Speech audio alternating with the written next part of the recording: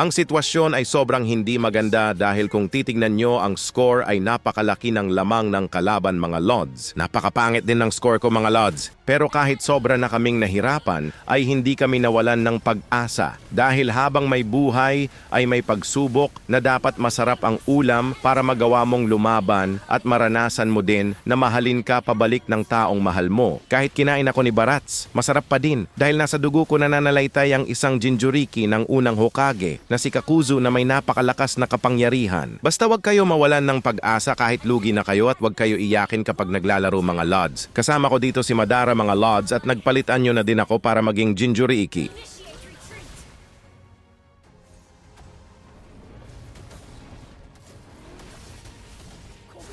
Your team destroyed a turret.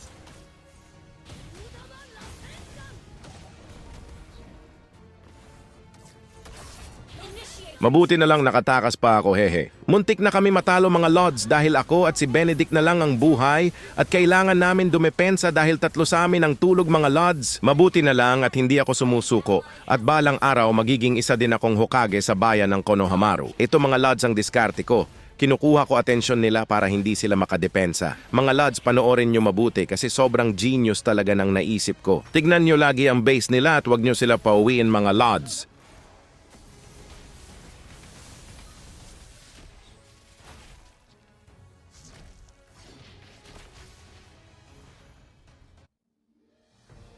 Di ba effective ang ginawa kong pagkuha sa atensyon nila, di ba?